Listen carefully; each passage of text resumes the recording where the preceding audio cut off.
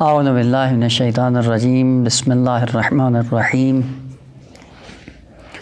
واذکر عبدنا ایوب اذ نادى ربہ انی مسنی الشیطان بنصب وعذاب ارکض برجلک ھذا مغتسل بارد وشراب ووہبنا لہ اہلہ ومثلہم معہم رحمۃ منا وذکریٰ لأولی الالباب وخذ بیدک ضغثا فاضرب بہ ولا تحنث انا وجدناہ صابرا نعم العبد انہ اواب۔ وہ سلسلہ کلام سیرت حضرت ایوب علیہ الصلوۃ والسلام میں جاری تھا، اور عرض کیا تھا کہ یہ چند ایک آیات ہیں، 2 آیتیں سورہ مبارکہ انبیاء میں تھیں، اور یہ 2-3 آیات سورہ مبارکہ صاد میں ہیں، آیت نمبر 41، 42 اور 43، 44 تک۔ 3-4 آیات ہیں کہ ان 5-6 آیات کے اندر جو حضرت ایوب علیہ السلام کا جو تذکرہ عرض کیا تھا کہ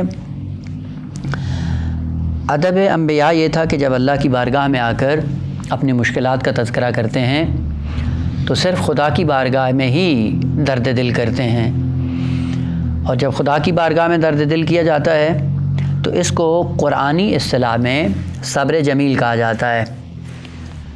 اور سورہ مبارکہ یوسف میں بھی تھا کہ حضرت یعقوب علیہ السلام نے کہا کہ تم لوگوں نے جو کچھ کیا بل سولت لکم انفسکم امرا، تم نے جو کچھ ابھی تک مجھے تنگ کیا وہ تمہاری کارستانیاں تھیں، تمہارے نفس کی تسویل تھی، فصبر جمیل۔ اور صبر جمیل سے مراد یہ تھا کہ انما اشکو بسی وحزنی الی اللہ، اپنا سارا درد دل اللہ کی بارگاہ میں بیان کرنا صبر جمیل کہلاتا ہے۔ لہٰذا تمام انبیاء کا ادب یہی تھا کہ جتنی مشکلات آتی تھیں ان مشکلات کو خداوند عالم کی بارگاہ میں آ کے بیان کرتے تھے۔ البتہ خالق کی بارگاہ میں بیان کرنے کے لیے 2 طرح کا ادب انہوں نے 2 طرح کے ادب کا انہوں نے لحاظ کیا۔ پہلا زبان قال اور دوسری زبان حال، اور کہا کہ زبان قال سے بلیغ تر، باادب تر اور عمیق تر ہے۔ لہٰذا حضرت ایوب علیہ السلام نے بھی یہی کام کیا کہ کیا کہا، اذ نادى ربہ انی مسنی الضر، مشکل بیان کر دی کہ میں ان مشکلات میں ہوں، وانت ارحم الراحمین، باقی آپ جانیں کہ آپ جب ارحم الراحمین ہیں تو آپ سے مانگنے کی ضرورت نہیں ہے۔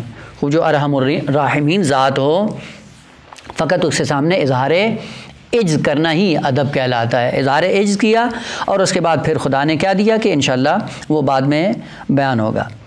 دوسری آیت جو سورہ مبارکہ صاد میں ہے وہاں پہ بھی یہی حکم ہے، وَاذْكُرْ عَبْدَنَا ایوب، اے محبوب آپ ایوب کی یاد میں رہیے۔ کیوں، کیا کیا حضرت ایوب نے؟ ادب انبیائی کے عنوان سے حضرت ایوب نے کیا کہا، اذ نادا، خوب انہوں نے بھی اللہ کی بارگاہ میں ادب یہ بیان کیا کہ اذ نادا ربہ انی مسنی الشیطان بنصب وعذاب، کہ شیطان کی تماس اور شیطان کا ارتباط مجھ سے ہے جس ارتباط کے نتیجے میں مشکلات کا شکار ہو گیا ہوں۔ خوب آپ کیا کریں، کہا وہ آپ کی رضا پہ ہے، جو آپ کرنا چاہیں گے وہی ہوگا۔ خوب مطلب عمیق جو یہاں پہ وہ یہ ہے کہ آیا شیطان انبیاء کی نسبت نفوذ رکھتا ہے یا نہیں؟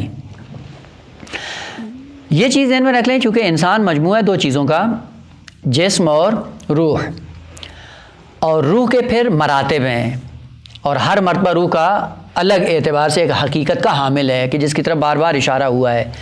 مثلا حقیقت مکمل روح کہلاتی ہے، اور اس روح کے مختلف شعبے ہیں، کبھی اس کا شعبہ نفس ہے، کبھی قلب ہے، کبھی فؤاد ہے، کبھی عقل ہے، کبھی نہا ہے، کبھی لب ہے، اور یہ جتنی تعبیریں جو قرآن نے ذکر کی ہیں یہ مختلف جنود ہیں روح انسانی کے۔ جہاں تک انبیاء کا تعلق ہے اور شیطان کا، تو جو انبیاء کا روحانی پہلو ہے اس میں شیطان کو ذرہ برابر نفوذ حاصل نہیں ہے۔ اب وہ روح کے جتنے بھی شعبے ہیں، جتنے بھی مراتب ہیں، جتنے بھی روحانی جنود ہیں، ان میں ذرہ برابر شیطان کی دسترس نہیں ہے۔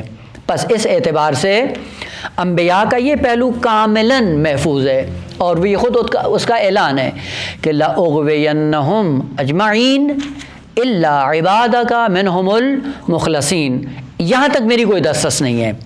پس انبیاء کے عنوان سے جتنے بھی ان کے روحانی مراتب ہیں، روحانی پہلو ہیں، وہاں پہ ذرہ برابر شیطان کی دسترس نہیں ہے۔ اب وہ موٹے موٹے 3 مرتبے ہیں، خصوصاً مناسب کے اعتبار سے جب منصب نبوت ملتا ہے موٹے موٹے اس کے 3 شعبے ہیں۔ پہلا شعبہ کیا ہے؟ وحی الہی کو دریافت کرنا۔ اس دریافت کرنے میں ذرہ برابر انبیاء جھول کا شکار نہیں ہوتے۔ پس تلقی وحی یعنی وحی کو لینا، اپنانا، وحی کو دریافت کرنا، جتنی بھی وحی کی اقسام ہیں ہر قسم میں جب خالق کائنات سے دریافت کرتے ہیں یہاں شیطان کی دسترس قطعاً نہیں ہے۔ 2، وحی کو لینے کے بعد خود حفظ وحی یہ خود ایک سنگین مرحلہ ہے، کیونکہ حفظ وحی بس اوقات دیکھیں آقا آپ، یہ عموماً ہوتا رہتا ہے کہ جو علم ہے اس کی خاصیت یہ ہے کہ اگر ایک نقطہ مجہول ہو تو جہل کی وجہ سے انسان خاموشی کا شکار ہو جاتا ہے، کچھ آتا نہیں کیا بولے گا، لیکن جب علم کا ایک نقطہ اس کو معلوم ہو جاتا ہے تو یہ علم کی خاصیت ہے کہ وہ انسان کو بیٹھنے نہیں دیتا، پھر اس کو تحمل کرنا بڑا مشکل ہوتا ہے۔ وہ 2 کلمے آدمی یاد کرتا ہے اور جیسے ہی وہ 2 کلمے اس کو معلوم ہو جاتے ہیں اب وہ اپنے سے باہر آ جاتا ہے۔ اس علم کو محفوظ رکھنا بہت بڑا ہنر ہے۔ ہم چند ایک اصطلاحیں جن کا دنیا اور آخرت سے نہ بھی کوئی تعلق ہے یا نہیں، ہم ان کو محفوظ نہیں کر پاتے ہیں، یہاں پہ تحمل کرنا بہت ضروری ہے۔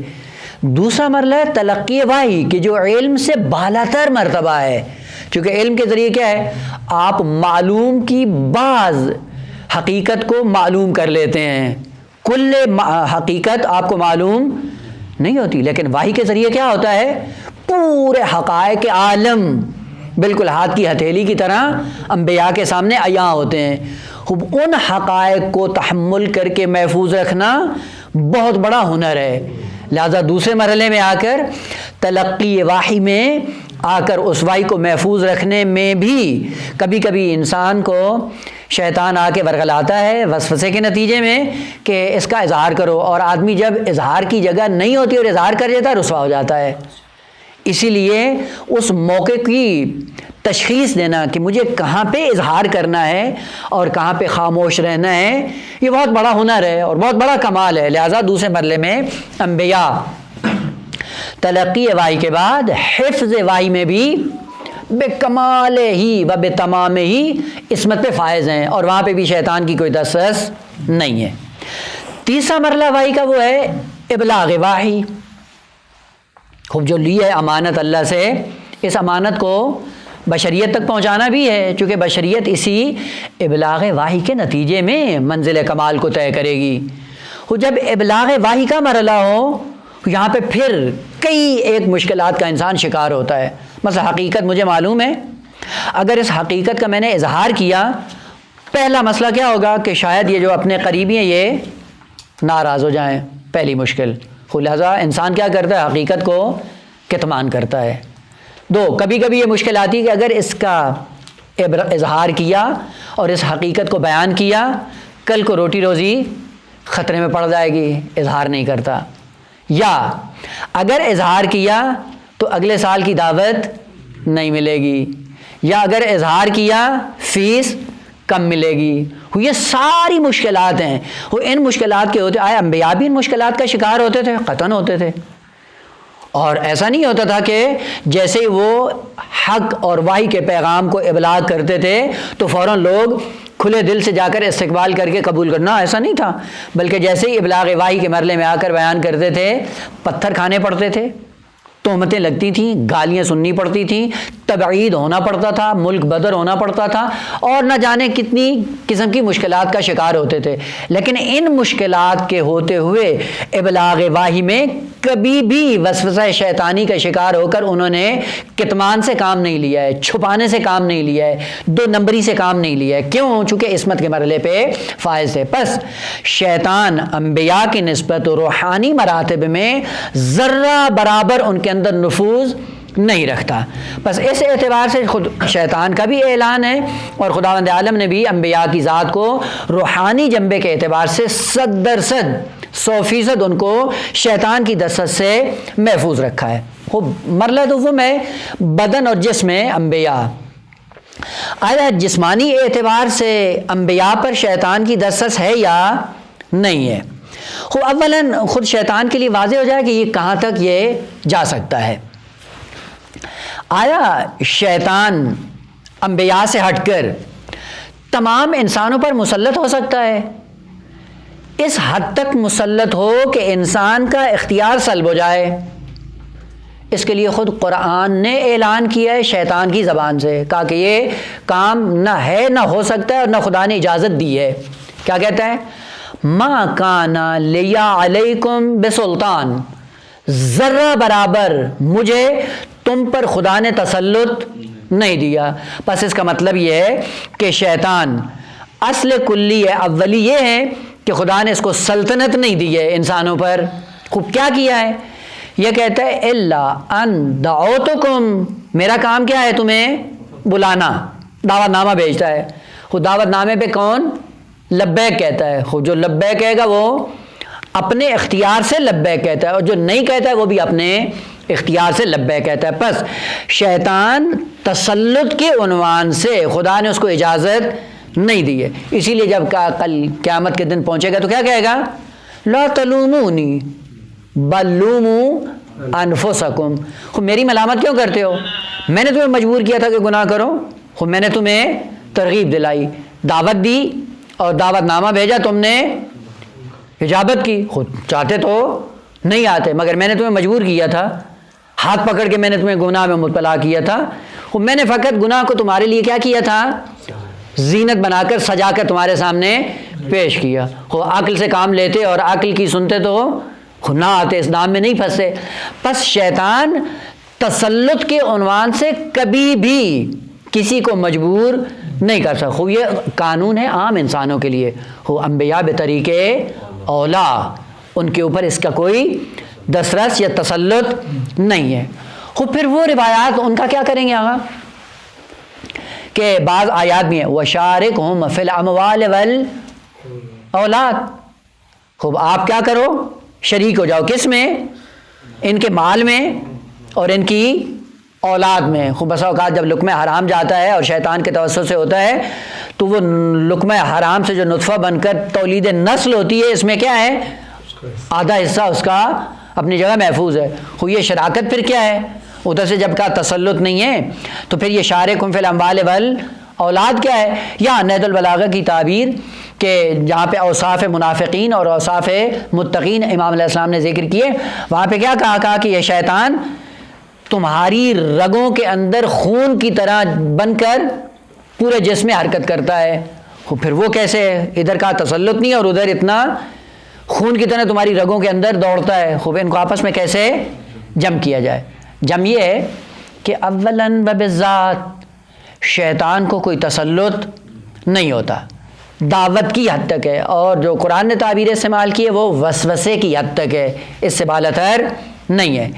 لیکن جو اس کی دعوت پہ لبیک کہتا ہے آہستہ آہستہ اپنے آپ کو اس کے حوالے کرتا ہے، اور جیسے جیسے انسان اس کی آواز پہ لبیک کہتے ہیں اپنے آپ کو اس کے حوالے کرتا ہے تو اب وسوسے سے نکل کر کیا ہوتا ہے؟ ولایت شیطان میں داخل ہو جاتا ہے. اور جیسے ہی ولایت شیطان میں آتا ہے شیطان اس کے اوپر پورا اپنا تسلط پیدا کر لیتا ہے. اس لیے قرآن نے ذکر بھی ہے نا آیت الکرسی میں جو 3 آیات ہیں ان میں کیا کرتے ہیں؟ اللہ ولی الذین آمنوا یخرجہم من الظلمات الی النور. اللہ کیا ہے؟ مومنین کا ولی ہے، اور کرتا کیا ہے کہ ظلمات سے نکال کے وادی نور میں لے کے آتا ہے. والذین کفروا، اولیاءہم الطاغوت، خود طاغوت کا ایک مصداق اتم کون ہے؟ شیطان۔ خود جب انسان خود اپنے ارادے سے اس کی دعوت پہ لبیک کہتا ہے تو لبیک جب عملی میدان میں اس سے سرزد ہوتی ہے، آہستہ آہستہ پھر وہ ولایت شیطان میں داخل ہونا شروع ہو جاتا ہے۔ جیسے ہی ولایت شیطان میں داخل ہوتا ہے شیطان اس پر مسلط ہو جاتا ہے۔ پس یہ تسلط شیطان کا انسان کے عملی جامہ پہنانے کے بعد ہے، نہ اولاً و بالذات۔ پس ابتدائی مرحلے میں شیطان کو خدا نے تسلط نہیں دیا، اپنے سوئے اختیار سے جو انسان اس کی ولایت میں جانا چاہتا ہے تو چلا جاتا ہے۔ پھر ہوتا کیا ہے کہ جب پورا تسلط شیطان کا اس کے وجود پہ ہو جاتا ہے، نہج البلاغہ کی تعبیر کے مطابق سب سے پہلے کیا کرتا ہے؟ آ کے جیسے ہی دل کے اندر سب سے پہلے کیا کرتا ہے؟ گھونسلہ بناتا ہے۔ نہج البلاغہ کی تعبیر، گھونسلہ پرندوں کا ہوتا ہے نا، جہاں پہ پرندے آ کر اپنا مسکن بناتے ہیں، گھونسلہ۔ یہ کیا کرتا ہے؟ سب سے پہلے گھونسلہ بناتا ہے۔ اور قرآنی آیت کیا ہے کہ جو مومنین ہیں ان کی خصوصیت کیا ہے؟ اذا مسہم طائف من الشیطان تذکروا، یعنی آ کر دعوت دیتا ہے، وسوسہ کرتا ہے، لیکن جو مومن ہوتا ہے وہ کیا کرتا ہے؟ اذا مسہم طائف، طائف طواف، طواف میں کیا ہوتا ہے؟ انسان گھومتا ہے، چکر لگاتا ہے۔ کا شیطان کیا ہے؟ یوں نہیں ہے کہ وہ انسان کو چھوڑ دے، 24 گھنٹے اس کے ارد گرد چکر لگا رہا ہوتا ہے، طواف کر رہا ہوتا ہے کہ جیسے ہی مجھے فرصت کرے میں نفوذ کروں۔ لیکن مومنین کی علامت کیا ہے کہ اذا مسہم طائف من الشیطان، جب شیطان کا ٹولہ آ کر ان کے ارد گرد طواف کرتا ہے تذکروا، فوراً متوجہ ہو جاتے ہیں کہ ابھی ہمیں بہکانے جا رہا ہے، لہذا اس کے دام میں نہیں آتے ہیں۔ لیکن جو منافقین ہیں وہ کیا ہیں؟ جیسے ہی آ کر یہ طواف کرتے ہیں، طواف کرنے کے بعد کیا کرتے ہیں؟ گھونسلہ بناتے ہیں۔ جیسے ہی وہ گھونسلہ بناتے ہیں اس کے بعد بھی یہ خواب غفلت میں سو جاتے ہیں، کوئی ٹس سے مس نہیں ہوتے ہیں۔ پھر کیا کرتے ہیں؟ پھر کیا کرتا ہے گھونسلہ بنانے کے بعد؟ بازا انڈے دیتا ہے۔ وہ انڈے دینے کے بعد پھر اگر متوجہ نہ ہو تو پھر کیا کرتا ہے؟ فرخا، ان انڈوں پہ بیٹھ کر بچے نکالتا ہے۔ جب بچے نکل آئیں تو پھر کیا ہوتا ہے؟ دبا، اب وہ حرکت کرنا شروع کر دیتے ہیں، اور وہ حرکت شروع کر کے کیا کرتے ہیں؟ پورے وجود کے اندر نفوذ کرنا شروع ہو جاتے ہیں۔ پھر کیا ہوتا ہے؟ درجہ، حرکت کرنے کے بعد دامن میں آ جاتے ہیں، اور دامن میں آنے کے بعد کیا ہے؟ اب پورے وجود پر ان کو دسترس ہو جاتی ہے شیطان کو۔ اس کے بعد کیا ہے؟ نطقا بِأَلْسِنَتِهِمْ وَنَظَرَ بِأَعْيُنِهِمْ، خوب اب پورا وجود کس کا ہو جاتا ہے؟ شیطان کا۔ بولتا شیطان ہے، زبان انسان کی ہوتی ہے۔ دیکھتا شیطان ہے، آنکھ انسان کی ہوتا ہے۔ سنتا شیطان ہے، کان انسان کے ہوتے ہیں۔ حرکت انسان کرتا ہے، محرک پیچھے شیطان ہوتا ہے۔ پس ابتدائی مرحلے میں شیطان کو کوئی تسلط نہیں ہوتا ہے، اور آہستہ آہستہ جب وہ آ کر دعوت اور وسوسے کے بعد دیکھتا ہے کہ میری آواز پہ لبیک کہہ رہے ہیں، پھر وہ آہستہ آہستہ دھیرے دھیرے آ کر نفوذ کر۔ اسی لیے آگا دیکھیں عموماً ہماری اپنی زندگی میں بھی یہ ہوتا ہے کہ انجام مکروہات اور ترک مستحبات کا یہ پہلا راستہ ہے نفوذ شیطان کا، یہیں سے آ کر شیطان کو روک لو۔ اور ہم استدلال پھر کیا کرتے ہیں؟ مکروہ ہی تو ہے نا، کیا ہوا؟ حرام تو نہیں ہے نا۔ مکروہ پہلی سیڑھی ہے نفوذ شیطان کی۔ آج مکروہ کیا، اور کل کو جب مکروہ کے تکرار سے انسان جب اس کی قباحت ختم ہو جاتی ہے پھر اگلا قدم حرمت میں آ جاتا ہے۔ مستحبات کو ترک کرنے کے بعد کیا ہوتا ہے؟ جرأت پیدا ہو جاتی ہے، آہستہ آہستہ ایک دن انسان واجبات کو ترک کرنا شروع کر دے۔ اسی لیے آغا علماء نے جو وظیفہ ذکر کیا ہے تکامل تک جانے کے لیے اور ریاضت کا اور مراقبت کا، وہ یہی ہے کہ آغا جتنا ہو سکے مکروہات سے بچنے کی کوشش کریں اور مستحبات کو اپنے ہاتھ سے نہیں جانے دیں۔ کیوں؟ چونکہ اگر ترک مستحبات میں آپ کا ملکہ ہو گیا تو یہ ترک مستحبات پہلا قدم ہے ترک واجبات کے لیے، اور مکروہات کو انجام دینا یہ پہلی سیڑھی ہے محرمات کے انجام دینے کی۔ لہذا پہلے سے ہی مواظب رہیں کہ یہی ترک مکروہات یا انجام مکروہات یا ترک مستحبات یا ایسا ایسا کہیں شیطان کے نفوذ کا ذریعہ نہ بننے پائے۔ اس لیے اب جا کر دیکھیں آغا علماء کی جو سوانح حیات ہے، اگر آپ اس کو تھوڑا سا غور سے دیکھیں، کتنی زحمتوں کے بعد انہوں نے اپنے علمی آثار ہم تک چھوڑے ہیں۔ اب ہمارے پاس اتنی زندگی نہیں کہ ان کے علمی آثار پڑھ سکیں۔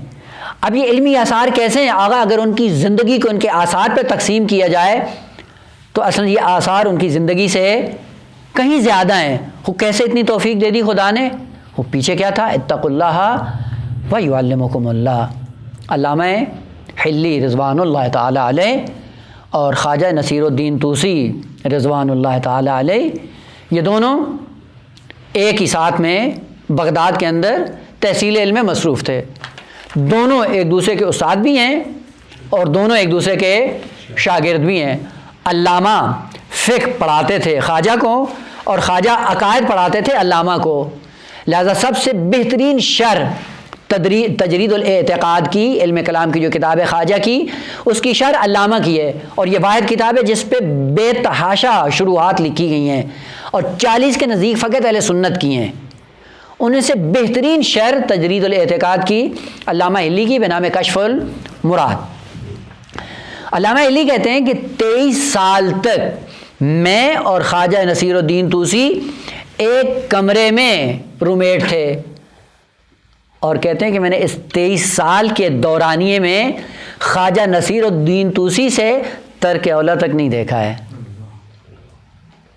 غیر معصومین ہیں ہاں، اور ایک عالم دین کی شہادت ہے، گواہی ہے کہ جس نے بالعیان یہ مشاہدہ کیا 23 سال ساتھ میں رہنے کے بعد، یعنی کوئی مکروہ ان سے سرزد نہیں ہوتا یا کوئی مستحب یہ ترک نہیں کرتے۔ خوب بھلے علماء ایسے تھے، خوب جب اس طرح سے انسان آتا ہے تو پھر کیا خدا کہتا ہے کنت سمعہ الذی یسمع بہ، خوب میں اس کے کان بن جاتا ہوں جس سے وہ سنتا ہے، میں اس کی لسان بن جاتا ہوں جس سے وہ بولتا ہے، میں اس کی آنکھیں بن جاتا ہوں جس سے، یعنی یہ انسان اپنے اعضاء اور جوارح کو چاہے تو خدا کے حوالے کر دے اور خدا کے فرمان کے تحت یہ سارے اعضاء چل رہے ہوں، یہ کیا ہو جائے گا عبد خدا، اور چاہے تو انسان اپنے اعضاء و جوارح کو شیطان کے حوالے کر کے عبد شیطان بن کر اسی شیطان کی وکالت کرتے ہوئے اعضاء و جوارح کو استعمال کرنا شروع کر دے۔ بس نتیجہ کیا نکلا کہ شیطان کبھی بھی تسلط کی دنیا میں کسی پہ خداوند عالم نے اس کو سلطنت عطا نہیں کی،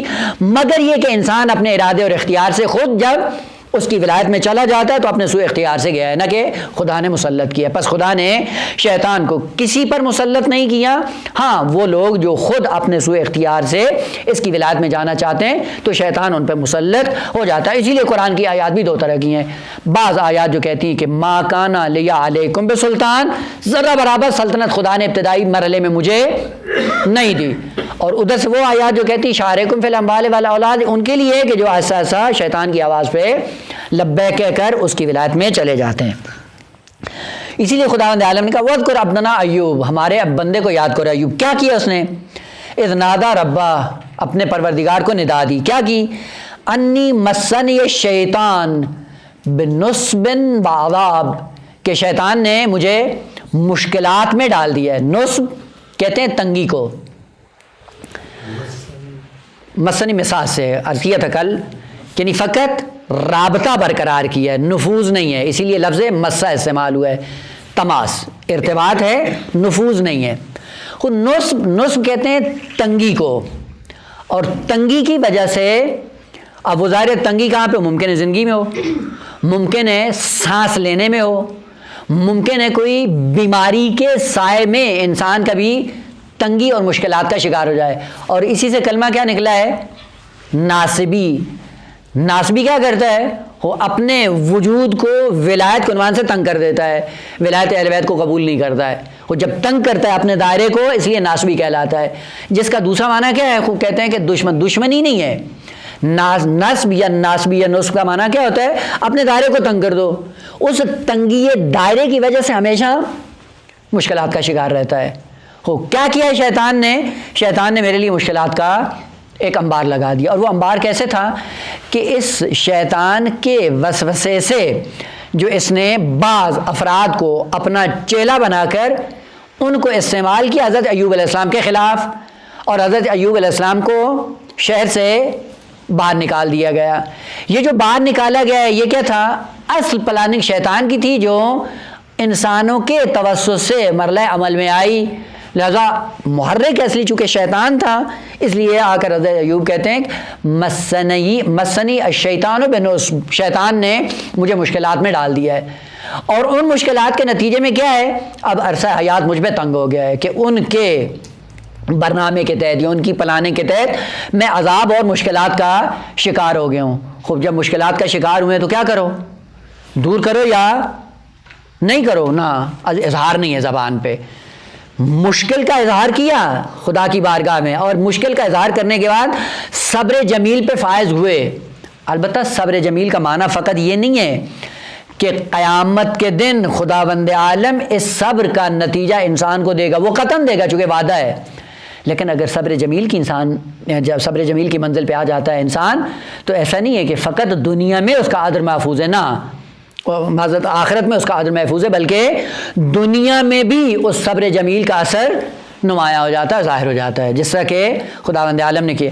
بس ایک آیت یہ کی کہ انی مسنی الشیطان بنصب وعذاب، اب شیطان کی پلاننگ تھی جس کی وجہ سے کیا ہوا کہ ایسا ایسا لوگوں کو اس نے اکسایا، اور اکسانے کے بعد کیا کہا کہ یہ مشکلات کا شکار ہے اور ایسا ایسا اس کو بستی سے نکال دو. حضرت ایوب بستی سے نکل گئے، اور پھر ایسا ایسا کیا ہوا ابتلاات کے اندر جب گئے، اولاد ایک ایک کر کے ہونا، موت کا شکار ہونا شروع ہو گئی اور مرنا شروع ہو گئے، اولاد جاتی رہی.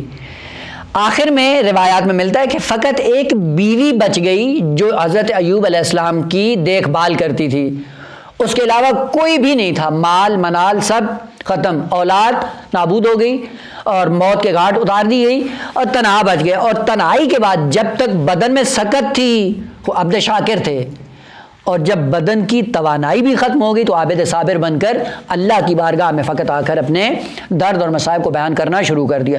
لہذا دو تعبیریں، ایک انی مسنی الشیطان بنصب وعذاب، اور دوسری انی مسنی الضر وانت ارحم الراحمین. خوب آپ جو کریں گے وہی ہوگا. لیکن یا اس کے بعد آیت کیا آتی ہے، ارکض برجلک، ارکض رے کاف ضاد راکزہ، کیا کہتے ہیں جی؟ نہ مارنا نہیں ہے، یہ اصل میں یہ کلمہ یہ ہے رے کاف ضاد. آدمی جب ایک چلتا ہے ایک طمانینت کے ساتھ چل رہا ہوتا ہے، آرام سے حرکت میں جا رہا ہوتا ہے، اور جب خطرے کا شکار ہوتا ہے تو پھر کیسے چلتا ہے؟ مثلا فرض کر یہاں بیٹھے ہوئے ہیں اور اچانک چوہا آ جائے، ساتھ سے گزرے، پھر ہماری حرکت کیسی ہوگی؟ خوب اچھلیں گے، کودیں گے.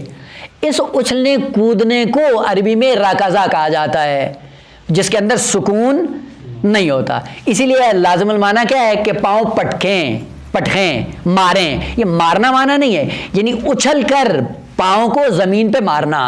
اور قرآنی آیت بھی ہے. اب وہ کیا ہے کہ کل جب عذاب کو دیکھیں گے، آیت میں نکالوں، بڑی خوبصورت ہے. نہ وہ آیت نہیں،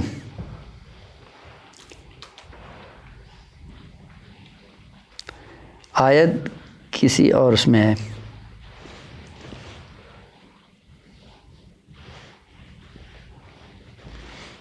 خوبصورت آیت ہے، اگر نکل آئے تو ہاں آ گیا. سورہ واقعہ انبیاء آیت نمبر 13. کل قیامت کے دن جو مترفین ہوں گے ان کے لیے یہ خطاب ہے خدا کا، فَلَمَّا أَحَسُّوا بَأْسَنَا اِذَا هُمْ مِنْهَا يَرْكُضُونَ، جب ہمارا عذاب آتا ہے تو پھر ان کی حالت کیا ہو جاتی ہے؟ اب ان کی حالت رقص بن جاتی ہے، یعنی اب پھر اچھلتے ہیں، کودتے ہیں، شور مچاتے ہیں. وہ خدا کیا کہتا ہے؟ لا ترکضوا، آرام سے بیٹھو، اب اچھلو کودو نہیں. کیوں؟ وَارْجِعُوا إِلَىٰ مَا أُتْرِفْتُمْ فِيهِ، ذرا ماضی کو دیکھو، ماضی میں تم نے کیا بدماشیاں کی. عذاب آئے تو عذاب کے بعد اچھلتے ہو، ذرا سکون کرو. کیوں ایسی ماضی میں بدماشیاں کی جس کے نتیجے میں آپ کو یہ حالت آپ کے اندر پیدا ہو گئی ہے؟ پس رقص کہتے ہیں اس حالت کو جو چلنے کی ہو اور اچھل کود کر جب چلا جائے اس کو رقص کہا جاتا ہے. اب حضرت ایوب علیہ السلام کے لیے یہ تعبیر کیوں استعمال ہوئی؟ تعبیر اس لیے استعمال ہوئی تھی کہ درست تھا کہ حضرت ایوب علیہ السلام کے لیے حرکت کرنا تھی ان کو، لیکن حرکت کے قابل نہیں تھے. فقط جسم میں اور وہ بھی پاؤں میں اتنی حرکت تھی کہ پاؤں کو اوپر نیچے کر سکتے تھے. لہذا خداوند عالم نے کہا کہ باقی تو آپ ہل نہیں سکتے ہیں، لہذا آپ کام کیا کرو، ارکض برجلک، فقط پاؤں کو حرکت دو. جب پاؤں کو حرکت دو گے تو ہوگا کیا؟ اب اس کا نتیجہ بعد میں سامنے آئے گا. بس حضرت ایوب علیہ السلام نے مانگا نہیں کہ مجھے کیا چاہیے، فقط اپنی مشکلات کا اظہار کیا. وہاں پہ بھی کہا کہ انی مسنی الضر وانت ارحم الراحمین، وہاں پہ خدا نے کیا کہا؟ فَاسْتَجَبْنَا لَهُ، ہم نے استجابت کی. اور یہاں پہ کیا کہا؟ جب یہ مشکلات ذکر کی کہ شیطان نے یہ کیا، شیطان نے پلاننگ کی، جس کے نتیجے میں اب سب کچھ میرے ہاتھ سے جاتا رہا، اور آخری حرکت جب میں اصلاً چلنے کے قابل بھی نہیں ہوں اور یہ میری حالت ہو چکی، اب یہ عذاب ٹال، مصیبت ختم کر، یا نہ کچھ بھی نہیں ہے. خداوند عالم نے کیا کہا؟ ارکض برجلیک، خوب ذرا پاؤں کو ہلاؤ، حرکت دو. جب پاؤں کو حرکت دو گے تو ہوگا کیا؟ کہ تمہارے پاؤں کے حرکت کے سائے میں 2 چشمے پھوٹیں گے. ایک چشمہ ہے آپ کے نہانے کے لیے، اور ایک چشمہ تمہارے پینے کے لیے. وہ یہیں سے پتہ چلتا ہے کہ آغا قانون خدا ہے نا، کیونکہ خدا کی تو کسی کے ساتھ رشتہ داری نہیں ہے. جو بھی صبر جمیل کی منزل پہ آ جاتا ہے اور واقعاً صبر جمیل ہو، اور صبر جمیل کے ساتھ ساتھ ادب انبیائی کا لحاظ کر کے اللہ کی بارگاہ میں آئے، وہ یہ قانون جاری اور ساری ہے. ذرا صبر کر کے دیکھو، اس کے بعد دیکھو کہ خداوند عالم کی رحمت کے چشمے پھوٹتے ہیں یا نہیں پھوٹتے. حضرت ایوب کی داستان اسی لیے کہ جب صبر جمیل پہ آئے سب کچھ چھن گیا، لیکن زبان پہ شکوہ نہیں آیا کہ خدا نے میرے ساتھ معاذ اللہ برا کیا. ہوا کیا پھر؟ ارکض برجلک ھذا مغتسل بارد، یہ چشمہ کیا ہے؟ یہ تمہارے دھونے کے لیے، تمہارے نہانے کے لیے، غسل کے لیے، لیکن یہ کیا ہے؟ بارد، ٹھنڈا ہے. البتہ ہر ٹھنڈا پانی پینے کے قابل نہیں ہوتا. البتہ بعض بیماریاں ایسی ہوتی ہیں جن بیماریوں کو دور کرنے کے لیے کبھی ٹھنڈا پانی استعمال کرنا پڑتا ہے. اس سے پتہ چلتا ہے کہ بیماری کی نوعیت حضرت ایوب علیہ السلام کی ایسے تھی کہ جو ٹھنڈے پانی سے ہی بیماری دور ہو سکتی تھی. لہذا خداوند عالم نے کہا ذرا پاؤں مارو. پاؤں مارنے کے بعد ہوا کیا؟ مغتسل بارد آ گیا تمہارے نہانے کے لیے. جب نہاؤ گے تمہاری بیماریاں ایسا ایسا ختم ہو جائیں گی. اور دوسرا کیا ہوگا؟ وشراب، اور ایک کیا ہے؟ ایک چشمہ تمہارے پینے کے لیے. وہ یہ 2 چشمے آئے، یعنی ایک تمہاری تندرستی کا سبب ہے اور دوسرا تمہاری حیات کا سبب ہے. اور یہ دونوں چشمے کیوں دیے؟ یہ نتیجہ تمہارے صبر جمیل کا، اور یہ نتیجہ تمہارے ادب کا. جب ادب کا لحاظ رکھو گے تو آہستہ آہستہ خداوند عالم کیا کرے گا؟ وہ یہی 2 چشمے جو تمہاری سلامتی کا ذریعہ ہوں وہ بھی تمہاری زندگی میں آ جائیں گے، اور وہ جو تمہاری حیات کا ذریعہ ہے وہ بھی خداوند عالم تمہاری زندگی میں فراہم کر دے گا. بس یہ قانون ہے کہ جو بھی صبر جمیل سے کام لے اور ادب انبیائی کا لحاظ کرے اور مشکلات کو صرف خدا کی بارگاہ میں آ کر بیان کرے، خداوند عالم چشمہ حیات اس کے لیے فراہم کر دیتا ہے. البتہ کبھی چشمہ حیات جسمانی ہوتا ہے اور کبھی چشمہ حیات روحانی اور معنوی ہوتا ہے. اور انسان کی زندگی، البتہ یہ ذہن میں نہ رہے کہ فقط انسان کی اپنی زندگی میں یہ نمایاں ہو، چہ بسا کہ انسان کی اولاد میں خداوند عالم وہ چشمہ حیات جاری کر دیتا ہے کہ کل قیامت کے دن اسی اولاد کے سائے میں اس کو خداوند عالم اپنی رحمت کے سائے میں جگہ دے دیتا ہے. کتنے ایسے نمونے ہیں قرآن کے اندر کہ جو خود ادب انبیائی کا جنہوں نے لحاظ کیا تو خدا نے ان کی نسلوں میں انبیاء کو قرار دیا، جن انبیاء کے سائے میں ان کا نام آج تک باقی رہا.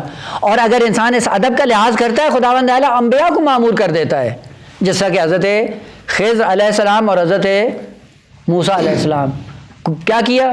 وہ آ کے شہر میں گئے اور کہا اس دیوار کو کھڑا کرو. کیوں؟ کہا کہ اس دیوار کے نیچے خزانہ ہے یتیموں کے لیے، اور ان کے والدین کیا تھے؟ صالح تھے. ان کے صالح ہونے کا نتیجہ کیا ہے کہ ان کی اولاد کی حفاظت کرو. حفاظت کے لیے کس کو بھیجا ہے خدا نے؟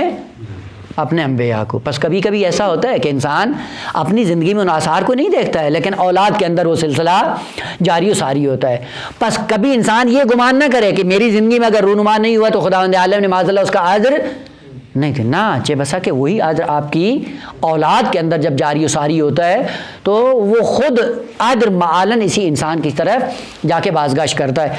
خداوند عالم نے کہا کہ 2 چشمے تیرے پاؤں سے پھوٹنا شروع ہو جائیں گے. اور اس کے بعد یہاں سے آیت اور وہ آیت سورہ مبارکہ انبیاء کی، یہاں سے دونوں آیتیں ایک ہیں. وَوَهَبْنَا لَهُ أَهْلًا، ایسا ہم نے کیا کیا؟ ان کے اہل و عیال کو بخش دیا، یعنی واپس کر دیا. یہاں پہ 2 احتمال ہیں. بعضوں نے کہا کہ جو اولاد مر گئی تھی دوبارہ زندہ ہو گئی. اگر وہ زندہ ہو اس کا تعلق کس سے ہے؟ رجعت سے. اور اگر دوسرے قول کو اپنایا جائے کہ نہ، مری نہیں تھی بلکہ کیا ہوئی تھی کہ لوگوں کے مشکلات کے سائے میں یا بیماری حضرت ایوب کو دیکھتے ہوئے اولاد نے حضرت یوسف علیہ السلام کو چھوڑ کر نکل گئے تھے. وہ جب نکل گئے جدا ہو گئے پھر خداوند عالم نے لطف کیا کہ ان کو واپس آ کر ملا دیا. البتہ جو بھی ہو بالآخر خداوند عالم نے یہ احسان کیا کہ واپس آ گئے. لیکن اگر یہ ہو کہ وہ مر گئے تھے اور مرنے کے بعد خدا نے ان کو زندہ کر دیا تو یہ اس میں بھی کوئی مشکل نہیں ہے. کوئی رجعت نہ عقلی اعتبار سے ممتنع اور محال ہے، نہ قرآنی اعتبار سے کوئی ایسا امر غیر عادی ہو، نہ ایک امر عادی ہے جیسا کہ قرآن ذکر بھی کرتا ہے یوم نحشر من کل امت فوجن. اب یہ اصول یہاں پہ کام آتا ہے. آپ نے پڑھا ہے نا کہ اگر نکرہ سیاق نفی میں ہو عمومیت کا فائدہ دیتا ہے. عمومیت یعنی کلی، قضیہ موجبہ کلیہ وجود میں آتا ہے. مثلا آپ کہتے ہیں لا رجل فی الدار، یہ رجل نکرہ ہے سیاق نفی میں، اس کا معنی کیا ہے؟ گھر میں کوئی مرد نہیں ہے. اصل جن سے مرد وہاں پہ موجود نہیں ہے. یہ کیا ہے؟ قضیہ ہے سالبہ کلیہ، ایک جزئی بھی وہاں پہ موجود نہیں ہے. خوب برعکس اگر نکرہ کلام مثبت میں ہو تو وہ کس کا فائدہ دیتا ہے؟ وہ ہمیشہ موجبہ جزئیہ ہوتا ہے، یعنی بعض اس کے مصادیق ہیں اور بعض مصادیق نہیں ہیں. خوب آیت یوم، ایک دن آئے گا، نحشرو، ہم معشور کریں گے، یوم نحشرو من کل امتن، ہر گروہ سے، فوجن، بعض افراد کو، بس سب کو نہیں بلکہ کیا ہوگا؟ بعض افراد کو خداوند عالم کیا کرے گا؟ محشور کرے گا. محشور کرے گا یعنی زندہ کرے گا، یعنی واپس ان کو حیات عطا کرے گا. یہ آیت صراحت کے ساتھ کہہ رہی ہے کہ یہ فوج جو ایک گروہ واپس آئے گا ہر امت سے، یہ کون سا زمانہ ہے؟ زمانہ رجت ہے، چونکہ دنیا سے بھی مربوط نہیں ہے، چونکہ دنیا میں سب زندہ ہیں. آخرت سے بھی مربوط نہیں ہے. کیوں؟ چونکہ آخرت میں تو سبھی زندہ ہو جائیں گے. بعض کو زندہ کرنا اور بعض کو زندہ نہ کرنا اس کا کوئی تعلق آخرت سے نہیں ہے. آخرت میں سبھی زندہ ہو جائیں گے. یہ جو بعضوں کو زندہ کرے گا اور بعضوں کو نہیں کرے گا، اس سے مراد کیا ہے؟ کون سا زمانہ ہے؟ وہ قطعاً زمانہ رجت ہے. بس رجت کے عنوان سے نہ امتناع عقلی ہے کہ عقلاً محال ہو، اور نہ قرآنی آیات کے سائے میں یہ مطلب ممتنع ہے، نہ بلکہ قرآن نے اس کی تائید کی ہے. اگر حضرت ایوب علیہ السلام کے بیٹے اس دنیا سے چلے گئے ہوں موت کے سائے میں، تو خداوند عالم نے صبر جمیل کے نتیجے میں ادب کا لحاظ کرتے ہوئے خداوند عالم نے صلہ کیا دیا ہے کہ وہ بیٹے بھی واپس کر دیے، زندہ کر دیے. جب زندہ ہوئے حضرت ایوب کی خدمت میں آ گئے، جو مال منال تھا وہ بھی واپس کر دیا. اور فقط یہ نہیں، وَمِثْلَهُمْ مَعَهُمْ، ان کی مانند اور بھی عطا کر دیے. یعنی اگر پہلے 5 تھے تو اب دوبارہ کیا ہوئے؟ 5 اور دے دیے. یہ کیا ہے؟ کہ یہ صبر جمیل کا نتیجہ ہے. یعنی خدا جب دیتا ہے تو کئی گنا بڑھا کر دیتا ہے. ایسا نہیں ہے کہ فقط اسی چیز کو دے دیتا ہے. فقط انسان کی مشکل ہے کہ جب یہ دیتا ہے تو خدا کے لیے دے رہا ہوتا ہے یا نہیں. اسی لیے ہے روایت کے جملے ہیں کہ من ایکنا بالخلف جادہ بالعطیہ، کہ جس کو یقین ہے، من ایکنا بالخلف یا بالخلف فرق نہیں کرتا ہے، من ایکنا بالخلف، جس کو یقین ہے کہ میں جو کچھ دوں گا اس کا صلہ مل جائے گا، اس کا جانشین خلف خلیفہ حتماً خدا دے گا. مثلا 2% خرچ کروں گا اور مجھے یقین ہے کہ 2% کی جگہ خالی نہیں رہے گی، بھر جائے گی، پھر کیا ہے؟ جادہ بالعطیہ. خود دینے میں پھر کیا ہو جاتا ہے؟ جواد ہو جاتا ہے، سخی ہو جاتا ہے. یہ سخی کیوں انسان نہیں ہوتا؟ جس کو یقین نہیں ہوتا. خود 2% اگر خدا کی راہ میں دے دیے کہیں فقیر نہ ہو جائیں. خود جس کو یقین ہے کہ میں نے 2% دیے تو فوراً جس کی جگہ بھر جائے گی، پھر وہ بخل سے کام نہیں لیتا، زیادہ بلاتی یا پھر دینے میں وہ جواد بن جاتا ہے، دیتے ہوئے اس کو کوئی تکلیف نہیں ہے. دیکھیں پانی اگر چل رہا ہو، نہر پانی جریان ہو اور چل رہا ہو، حرکت میں ہو، آپ اگر ایک بالٹی اس سے بھر لیں، بالٹی بھرنے کے بعد اس میں کوئی فرق آئے گا؟ کیا ہوگا؟ فوراً بھر جاتا ہے نا. لیکن اگر آپ ایک جگہ مٹی پڑی ہو، مٹی سے ایک بالٹی اٹھا کے آپ سائڈ پہ کریں، گڑا بن جائے گا یا نہیں؟ وہ گڑا بھرنے کے لیے کتنا ٹائم لگتا ہے؟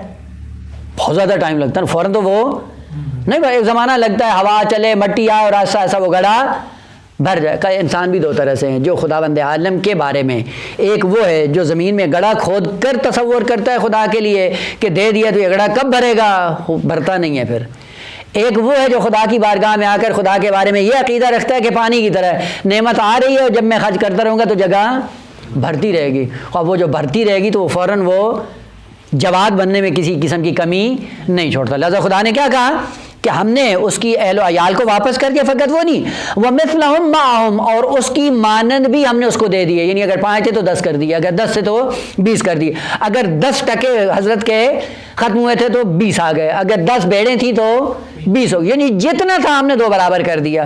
کیوں؟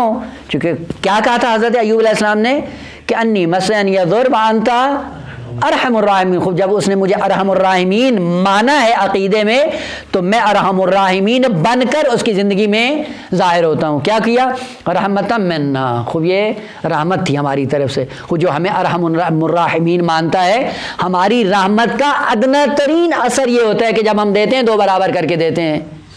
خوب جب تم بھی آؤ حضرت ایوب علیہ السلام کی طرح صبر جمیل سے کام لیتے ہو، اللہ کی بارگاہ میں آؤ، تو کم ترین عذر یہ ہے کہ اسی دنیا میں تمہیں 2 برابر کر کے واپس کر دے گا۔ یہ کم ترین ہے آغا، بالا ترین کے لیے قرآن کی آیات اور بھی ہیں، بس کم ترین عذر یہ ہے کہ ہم نے 2 برابر کر کے واپس کر دیا۔ رحمتا منا، یہ ہماری طرف سے رحمت کا عذر تھا کہ رحمت کے سائے میں ہم نے دیا۔ یہاں پہ کیا ہے؟ ذکرہ و ذکرہ لأولی الالباب، یہ صاحبان الباب کے لیے کیا ہے؟ تذکر ہے۔ اگر تم بھی صاحب لب ہو تو آؤ تم بھی سیرت ایوب کو اپناؤ، تمہاری زندگی بھی حضرت ایوب کی طرح بن جائے گی۔ وہ کیوں نہیں بنتے ہو؟ ایوب کی سیرت پہ چل کر اپنی زندگی کو کیوں بسر نہیں کرتے ہو؟ وہاں پہ کیا کہا؟ وَذِكْرَى لِلْعَابِدِينَ أَنِّي مَسَّنِيَ الضُّرُّ وَأَنْتَ أَرْحَمُ الرَّاحِمِينَ فَاسْتَجَبْنَا لَهُ، ہم نے استجابت کی کرتے کرتے۔ وَذِكْرَى لِلْعَابِدِينَ، وہاں تذکر کس کے لیے ہے؟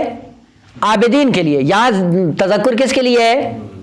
اگر 2 ہی لوگ ہیں، یا انسان صاحب لب ہوتا ہے، لبیب ہوتا ہے، یا عابد ہوتا ہے۔ جو لبیب ہو اور عابد ہو وہی اللہ کی بارگاہ میں مقرب ہوتا ہے۔ خو قانون رحمت خدا کس کے شامل حال ہوتی ہے؟ کہ جن کے اندر 2 رکن ہوں، ایک عبودیت کا عنصر ہو اور دوسرا لبیب کا عنصر ہو۔ لبیب کون ہوتا ہے آقا؟ قرآن نے ذکر کیا ہے، اور یہ کلمہ کئی مرتبہ قرآن نے تکرار کیا۔ لبیب 2 مرحلوں میں، علم اور عمل، ہر 2 مرحلے میں جب انسان ایک منزل کمال کو طے کرتا ہے تو ایک خاص مرحلہ طے کرنے کے بعد منزل لب پہ آ پہنچتا ہے۔ وہ یہ ہے، علم کی دنیا میں انسان فقط عقل کے سائے میں زندگی بسر کرے، اور وہاں پہ وہم و خیال و حواس 5 انسان کی زندگی میں مؤثر نہ ہوں، چونکہ اکثر انسان کیا ہے؟ خیالات کی دنیا میں زندگی بسر کرتا ہے، نہ عقل کے سائے میں۔ اور نمونہ بھی مثالوں کے ذریعے کئی مرتبہ عرض کیا تھا کہ مثلا رات کی تاریکی ہو، اور رات کی تاریکی میں انسان کہا جائے کہ تم کسی میت کے پاس سو جاؤ، وہاں پہ سونے کے لیے آمادہ نہیں ہوتا، کیوں؟ ڈر رہا ہوتا ہے، خوف ہوتا ہے، کیوں؟ یہ کئی ایسی خطرناک چیز ہے کہ جو مجھے کھا جائے گی۔ وہاں پہ عقل کیا کہہ رہی ہوتی ہے؟ عقل کہتی ہے یہ تو اگر حرکت کر سکتا تھا تمہیں نقصان پہنچا سو، اب تو یہ بے جان پڑا ہوا ہے، یہ تو حرکت کے قابل نہیں ہے۔ عقل کہتی ہے کہ یہ نقصان دہ نہیں ہے، خیال کہتا نہیں خطرناک ہے۔ خوب انسان کس کی سنتا ہے؟ بس اس کا مطلب یہ انسان خیال پرداز ہے، عقل مند نہیں ہے، لبیب نہیں ہے۔ پس لبیب کون ہوتا ہے؟ جس کی ساری زندگی عقل کے سائے میں گزرتی ہے، وہ لبیب ہوتا ہے۔ علم کی دنیا میں ہم سامنے آتی ہے نامحرم، عقل کیا کہتی ہے؟ آلودہ نہیں کرو۔ اور شہوت کا جذبہ کیا ہوتا ہے؟ لذت، وہ کیا کہتی ہے؟ لذت اٹھا لو۔ اس کا مطلب ہے کہ اگر عقل کی نہ سنتے ہوئے شہوت کی سنتا ہے تو یہ عبد شہوت ہے، عبد عقل نہیں ہے، بس یہ لبیب بھی نہیں ہے۔ لبیب علم کی دنیا میں اہم ترین رکن اس کا یہ ہے کہ جس کی ساری زندگی عقل کے سائے میں گزرتی ہے، عقل سے کبھی نیچے نہیں آتا۔ حرام کا پیسہ آتا ہے سامنے، عقل کیا کہتی ہے؟ آلودہ نہیں کرو۔ تو مال کی محبت کیا کہتی ہے؟ اٹھا لو۔ اب وہ جو مال کی محبت ہوتی ہے اس کے سائے میں آ کر جب اٹھا لیتا ہے تو کیا کرتا ہے؟ اپنے آپ کو آلودہ کر، جیسے ہی آلودہ کرتا ہے عقل سے گر جاتا ہے، جیسے ہی عقل سے گرتا ہے مقام لب سے گر جاتا ہے۔ بس لبیب کون ہوتا ہے علم کی دنیا میں؟ جس کی ساری زندگی عقل کے سائے میں گزرتی ہے۔ اور آپ یقین جان لیں کہ جو انسان بھی عقل کے سائے میں زندگی گزارتا ہے وہی معصوم ہوتا ہے۔ معصوم کوئی الگ سے نہیں ہوتا۔ معصوم کون ہوتا ہے؟ کہ جس کی ساری زندگی عقل کے سائے میں ہوتی ہے۔ جو عقل سے گر جاتا ہے عصمت سے گر جاتا ہے۔ اور انبیاء کی ساری زندگی عقل کے سائے میں تھی، اس لیے ہمیشہ عصمت پہ فائز تھے۔ پس جو عصمت سے گرتا ہے در حقیقت عقل سے گر جاتا ہے، جیسے عقل سے گرتا ہے عصمت سے گر جاتا ہے، جیسے عصمت سے گرتا ہے مقام لب سے تنزل کر جاتا ہے، لبیب نہیں ہے۔ پس مقام علم میں جس کی ساری زندگی عقل پر محیط ہو وہ لبیب ہوتا ہے۔ دو، مقام عمل میں کبھی بھی شہوت و غضب کا شکار نہیں ہوتا، اور جو بھی عمل انجام دیتا ہے خالصتاً لوجہ اللہ انجام دیتا ہے، وہ کیا ہوتا ہے؟ لبیب۔ اس لیے لبیب کے لیے دو رکن ہیں، مخلص یا مخلص۔ مخلص بھی لبیب ہے، مخلص بھی لبیب ہے۔ مخلص کون ہوتا ہے؟ جو خود کوشش کرتا ہے کہ اپنے آپ کو ہر عملی میدان میں خدا کے لیے خالص کرے، وہ کون ہوتا ہے؟ مخلص۔ اور بعض ایسے ہیں جن کو خدا چن لیتا ہے، اور جن کو خدا انتخاب کر لیتا ہے وہ کیا ہو جاتے ہیں؟ مخلص۔ پس جو مخلص ہو جائے یا مخلص ہو جائے، دونوں یہ کیا ہیں؟ مقام عمل میں کون ہے؟ لبیب۔ اسی لیے آگے دیکھیں، جو لبیب ہوتا ہے وہ جنت کا طالب نہیں ہوتا۔ اسی لیے خداوند عالم نے جب تعبیریں استعمال کی کہ جب تم کمالات کو طے کرنا چاہ رہے ہو تو کمالات کی دنیا میں لبیب بننے کی کوشش کرو۔ اور لبیب کون ہوتا ہے؟ کہ جو عقل کے سائے میں ساری زندگی گزارتا ہے۔ دو، جو عمل کی دنیا میں خالصتاً لوجہ اللہ انجام دیتا ہے۔ اس کا مطلب ہے کہ جب عمل انجام دے رہا ہے تو اس کی نگاہ حور و لین پہ نہیں ہوتی، اس کی نگاہ بہشت پہ نہیں ہوتی، اس کی نگاہ بہشت کی نعمتوں پہ نہیں ہوتی۔ اصل نعمتوں کے لیے ہوتا ہی نہیں ہے، بلکہ ہر عمل صاحب نعمت کے لیے انجام دیتا ہے اور صاحب نعمت کے قرب کو حاصل کرنا چاہتا ہے۔ وہ نتیجتاً کیا ہوتا ہے؟ صاحبان لب کون ہے؟ کا جو مافو کے بہشت ہیں، مافو کے جنت ہیں۔ جنت نہیں ان کے لیے بلکہ جنت سے بالاتر ہوتے ہوئے۔ یہاں پہ کہا ذکرہ لِأُولِي الْأَلْبَابِ، یہ تذکر کس کے لیے؟ یادآوری کس کے لیے؟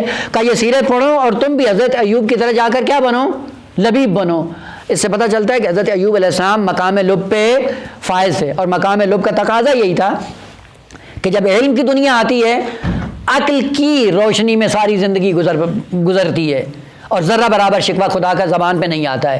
مقام عمل میں آتے ہیں خالصتاً لوجہ اللہ، ساری زندگی اعمال کو انجام دیتے ہیں۔ اس کا مطلب ہے حضرت ایوب وہ نہیں ہے جو بہشت کی خاطر سارا کچھ کر رہے ہوں، حضرت ایوب وہ نہیں ہے جو حور العین سے چپکنے کے لیے جا کے اپنے آپ کو مصیبت میں۔ اور واقعاً آغا یہ ہے جتنی جتنی انسان کی معرفت بڑھتی ہے ویسے ویسے عمل کے اندر اخلاص آنا شروع ہو جاتا ہے، اور اس اخلاص کی دنیا میں انسان پھر مقام لبیب پہ جا پہنچتا ہے۔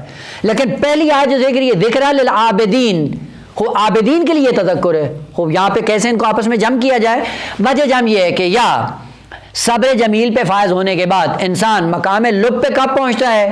کہ جب مقام عبودیت سے گزرے۔ اس لیے پہلے کیا کہا کہ صبر جمیل اور ادب انبیائی کا تقاضا یہ ہے کہ تم پہلے سب سے عابد بنو، اور عابد بننے کے بعد یہاں پہ رکنا نہیں ہے بلکہ کیا کرنا ہے؟ اس عبودیت کو طے کرتے کرتے آپ کو جانا کہاں ہے؟ مقام لبیب تک جانا ہے۔ اور مقام لبیب پہ آنے کے لیے کرنا کیا ہے؟ خوب آپ کی علمی میدان میں زندگی ساری عقل کے سائے میں ہو، اور عملی میدان میں ہمیشہ تمہارا عمل اخلاص اور خلوص کے ساتھ فقط خالصتاً لوجہ اللہ ہو۔ یعنی آپ کی دشمنی کسی سے ہے؟ خالصتاً لوجہ اللہ۔ اگر کسی سے محبت کرتے ہیں خالصتاً، یعنی خواہشات نفسانی کے لیے نہیں ہو، کیونکہ اکثر ہمارے مسائل کیا ہوتے ہیں؟ حب نفس کا ذریعہ ہوتے ہیں۔ یہ کام کیوں کیا؟ دل چاہ رہا تھا۔ یہ دل چاہ رہا ہے تو پھر دل سے عذر لو، خدا سے عذر کیوں لیتے ہو؟ رات کو اٹھ گئے، توفیق ہو گئی، جی آج تو نماز شب پڑھ لی، کیوں پڑھی؟ نیند نہیں آ رہی تھی، ہم نے کہا چلو نماز ہی پڑھ لیں۔ ہاں یہ کیا مطلب ہے؟ آپ اکثر آپ دیکھیں ایسے ہی ہوتا ہے۔ یہی ہوتی ہے کہ اخلاص عمل کو خدا کے لیے انجام دینا واقعاً سخت ہے۔ اور اس روایت کے مطابق من اخلص 40 صباحا، من اخلص للہ 40 صباحا ظہرت ینابیع الحکمت من قلبہ علی لسانہ۔ سخت ہے واقعاً۔ آغا 40 راتیں، زیادہ نہیں، اگر خالصتاً خدا کے لیے ہم عمل انجام دیں تو کیا ہوگا؟ کہ خداوند عالم حکمت کے چشمے زبان پہ جاری کر دے گا۔ ہماری تقریباً وہ 45-50 سال کے قریب عمر ہے، اور اس 45-50 سال کی عمر میں 40 راتیں ہماری اخلاص کے ساتھ اگر گزری ہوتی تو ابھی حکمت ہمیں بھی مل چکی ہوتی۔ یہ حکمت کا نہ ملنا دلیل اس بات کی کہ ہماری زندگی میں 40 دن خالص خدا کے لیے نہیں تھے۔ انبیاء کیا تھے کہ جن کی ساری زندگی خالصتاً خدا کے لیے تھے، اور اسی لیے وہ صاحبان الباب بھی تھے، صاحبان لب بھی تھے۔ وہ یہ صاحبان لب کیوں ذکر کیا؟ یہ ترغیب ہے، یعنی نمونہ ایسا پیش کیا ہے کہ جو اس منزل پہ آ چکا ہے، خوب جو اگر یہ آ سکتا ہے تو تمہاری طرح انسان ہے، تم بھی اور یہی ترہ امتیاز ہے قرآن کا، کہ قرآن کے البتہ شروع میں عرض کیا تھا، اور قرآن کی روش یہ ہے کہ آغا خالی کمالات کا ذکر نہیں کرتا ہے قرآن، یعنی خالی فضائل بیان نہیں کرتا ہے، فضائل بیان کرتا ہے افراد کے ضمن میں، یعنی اگر تقوی بیان کرنا ہو خدا کو تو کیا کرتا ہے؟ سب سے پہلے متقی دکھاتا ہے کہ یہ دیکھو، اس کو دیکھو اور اس کے پیچھے چلنا شروع ہو جاؤ، اس کا مطلب ہے کہ اس نے اگر تقوی کے مرتبے کو پا لیا تم بھی پا سکتے ہو، یہ قرآن کی روش ہے۔ یا مثلا خدا جب کہے گا کہ پاک دامن، پاک دامنی یا عفت، یہ کیا ہے؟ کمال ہے، وہ نہیں بتائے گا کہ عفت اور پاک دامنی کیا ہے؟ کمال ہے، نہ، وہاں پہ یوسف کے دکھایا کہ دیکھو یہ عفیف ہے، اور اگر یہ عفیف ہے تم بھی عفت کی دنیا میں آ سکتے ہو۔ اگر کوئی یقین کی منزل پہ خوب، یہ ساری انبیاء کی زندگی یوں ہے، یعنی خداوند عالم نے جتنے بھی کمالات انسانی ہیں ان کمالات انسانی کو اپنے انبیاء کی شکل میں پیش کر کے بیان کیا ہے، کہ کل کو یہ نہ کہنا کہ یہ کمال ایسا ہے جس پہ جانا ممکن نہیں ہے، یہ جانا مشکل ہے، خوب یہ تمہاری طرح ہے، کیا کرتے ہیں؟ یاکل مما تاکلون ویمشی فی الاسواق، یہ پیتا ہے، کھاتا ہے، چلتا ہے، سارا کچھ تمہاری طرح کرتا ہے، یہ جو تمہاری طرح سارے کچھ کام کرتا ہے، جب یہ مقام لب پہ آ سکتا ہے تم نہیں آ سکتے ہو، وہ تم بھی آ سکتے ہو۔ اور یہ نمونے پیش کر کے خدا نے یہی درس دینا چاہا ہے کہ اگر تمہارے اندر کو وہ یاد آوری کا عنصر اگر بیدار ہو جائے تو کیا ہے؟ ذکرہ لأولی الالباب، اور ادھر ذکرہ للعابدین، بس یہاں سے پتہ چلتا ہے کہ ذکرہ للعابدین یہ منزل اول ہے، و ذکرہ لأولی الالباب یہ منزل آخر ہے، یعنی عبودیت سے شروع کرو اور مقام لبیب پہ آ جاؤ۔ یہ نہ سمجھنا کہ اگر مقام لبیب پہ آ گئے ہو تو تم مقرب خدا بن کر خدا کی لقاء تک پہنچ گئے، نہ، ابھی کمالات کی جو سلسلہ ہے، کڑیاں ہیں، وہ بھی باقی ہیں کہ اس کے لیے اور افراد کا خداوند عالم تعارف کروائے گا۔ اور آخری آیت جو حضرت ایوب علیہ السلام کے حوالے سے یہاں پہ مختصر سی بیان کر دیں تاکہ یہ سلسلہ یہیں پہ ختم ہو جائے، اور وہ یہ ہے کہ خداوند عالم نے سارا کچھ واپس کیا اور مقام لب پہ حضرت ایوب علیہ السلام پہنچے اور کہا کہ یہ فقط یہ نہیں ہے، تم بھی آ سکتے ہو۔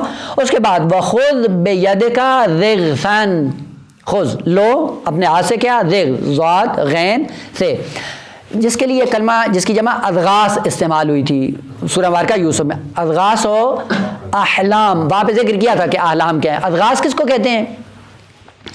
آپ دیکھیں گندم کاشت کریں، بیج گندم کا ڈالتے ہیں، تو آپ نے تو بیج کس کا ڈالا ہے؟ گندم کا، خوب زمین سے کیا چیز اگتی ہے؟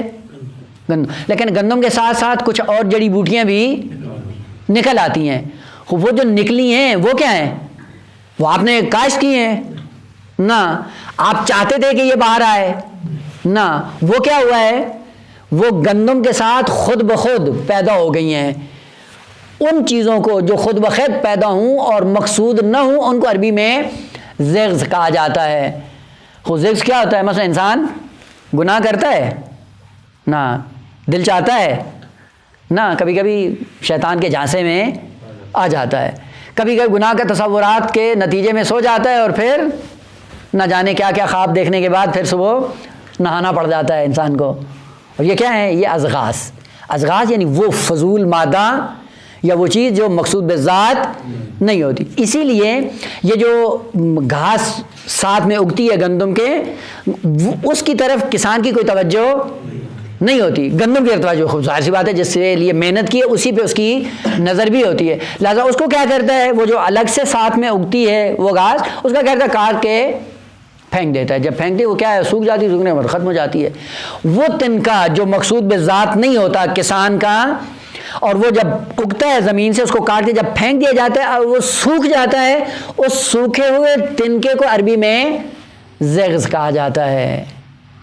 بس کبھی کبھی یہ جھاڑو ہوتا ہے نا، جھاڑو کس کے کام آتا ہے؟ وہ صفائی کے، یہ تنکے کہاں سے لیتے ہیں؟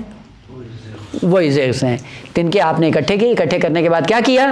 ایک جگہ جمع کر کے اب کیا کر رہے ہیں؟ اس سے جھاڑو کر رہے ہیں اور گندگی کو صاف کر رہے ہیں۔ ظاہر سی بات ہے جو زغز ہوتا ہے وہ گندگی کے ہی کام آتا ہے۔ کیا کرو؟ وَخُذْ بِيَدِكَ ضِغْثًا، زغز یعنی ایک مجموعہ تنکے کا لو اپنے ہاتھ میں، فضرب بے، اور اس کے ساتھ مارنا شروع کر دو، ولا تحنث، اور ہن سے قسم نہیں کرو. زیادہ اس میں ڈیپ میں نہیں جائیں. یہ تھا کہ حضرت ایوب علیہ السلام کی بیوی سے کوئی غلطی سرزد ہوئی، اور جس غلطی کے نتیجے میں حضرت ایوب علیہ السلام نے قسم کھائی کہ اگر میں ٹھیک ہو گیا تو میں تیری مرمت کروں گا، حتماً تمہیں ماروں گا. تو بعد میں جب ٹھیک ہو گئے تو خداوند عالم نے کہا کہ چونکہ نذر ہے، نذر کرنا بھی آپ کے لیے ضروری ہے، اور ادھر سے ادب انبیائی کا تقاضا بھی ہے کہ کرامت سے کام لینا ہے، نذر بھی پوری ہو جائے اور اب سے کام بھی لو. تو کیا کرو، وہ 100 کوڑے کی جگہ یا 100 ڈنڈے کی جگہ کیا کرو، وہ 100 تنکے پکڑ لو، ان کے ساتھ اکٹھے کر کے ایک دفعہ مار دو، 100 کے 100 اس کو لگ جائیں گے، تمہاری نظر پوری ہو جائے گی. ہو بخود بے ید کا ذیغسن، ایک مجموعہ تنکے کا لے لو، فضرب بے، اسی کے ساتھ مار دو اس کو، ولا تحنث، اور ہن سے قسم نہ کرو. انا وجدناہ صابرا، کہ ہم نے حضرت ایوب کو صابر پایا. نعم العبد انہ اواب، 2 اوصاف. نعم العبد، بہترین عبد ہے یہ ہمارا. وہ عبد کہاں پہ ہے؟ پوری زندگی میں مقام عبودیت پہ عبد ہے. واقعاً عابد نہیں تھا، فقط عبد ہے. اور عبد کیا ہوتا ہے؟ جس کی زمام اللہ کے ہاتھ میں ہو، وہ عبد خدا ہے. اور جس کی زمام شیطان کے ہاتھ میں ہو، وہ عبد شیطان ہے. بس عابد بننے کی کوشش نہیں کریں، عبد بننے کی کوشش کریں. اور عبد وہی ہوتا ہے جس کی زمام خدا کے ہاتھ میں. وہ جہاں بلائے آ جائے، وہ جہاں بٹھائے بیٹھ جائے، وہ جہاں بلائے حرکت کرے، وہ جہاں جو کچھ کہے خدا اس کے مطابق جو لبیک ہے، وہ عبد خدا بن جاتا ہے. انہ اواب، اور وہ کیا ہے؟ اواب ہے. عرض کیا تھا معنی اس کا، اواب ایوب. اواب یعنی جو بار بار پلٹ کر کہاں آتا ہے؟ اللہ کی بارگاہ میں. اوب سے کہا تھا بازگشت، اور وہ خصوصیت ذکر کی تھی کہ کون ہوتا ہے جو اطاعت سے اطاعت کا سفر کرے، وہ اواب ہوتا ہے. اور اسی سے ایوب بھی نکلا ہے. پس ایوب کون ہے؟ جو بار بار پلٹ کر اللہ کی بارگاہ میں آتا ہے. خوب، اگر آپ بھی صبر جمیل سے کام کریں، کام لیں، تو آپ کیا ہو سکتے ہیں؟ نعم العبد بن سکتے ہیں. لیکن نعم العبد بننے کی شرط کیا ہے؟ اواب ہے. اگر اطاعت سے اطاعت کا سفر آپ کی زندگی میں جاری ہے، آپ بھی اواب بن سکتے ہیں. اور جو اواب بن جائے اس کے لیے کیا ہے؟ وہ مقام صبر پہ آ سکتا ہے. جو مقام صبر پہ آئے وہ مقام لبیب پہ آ سکتا ہے. جو مقام لبیب پہ وہ قطعاً مقام عبودیت کو طے کر چکا ہے. بس خلاصہ حضرت ایوب علیہ السلام کی سیرت کا کیا ہوا کہ حضرت ایوب علیہ السلام کی سیرت پہ چلنے کے لیے جو درس ملتا ہے ہمیں سیرت کے عنوان سے، وہ یہ کہ سفر اپنا شروع کرو عبودیت سے، اور کم از کم مقام لبیب پہ آؤ. اور مقام لبیب پہ آنے کے لیے اوب سے کام لینا ہے، عبودیت سے کام لینا ہے، اخلاص سے کام لینا ہے، اور عاقل کے سامنے زندگی بسر کرنی ہے. اگر یہ 4-5 ارکان زندگی میں نمایاں ہو جاتے ہیں تو یہ کیا ہے؟ یہ کل حضرت ایوب علیہ السلام کے ساتھ محشور ہوگا. اور شروع کی بحث میں عرض کیا تھا کہ اگر آپ چاہتے ہیں کہ کل قیامت کے دن تمام انبیاء کے ساتھ کھڑے ہوں، تو ہر نبی کا جو وصف ہے قرآن کے اندر، اس کو اپنی زندگی میں اپنانا شروع کر دیں گے. کل اسی وصف کے سائے میں کل قیامت کے دن اسی نبی کے ساتھ خداوند عالم آپ کو محشور کرے گا. اور یہ ہو سکتا ہے. اور اسی عنوان سے ان کی سیرت کو شروع کیا ہے. خوب یہ اختتام پذیر ہے. انشاءاللہ کل سے حضرت شعیب علیہ السلام کی زندگی میں داخل ہوں گے. دیکھیں کہ اس کو خداوند عالم نے کتنی خوبصورتی کے ساتھ بیان کیا ہے. والحمدللہ رب العالمین.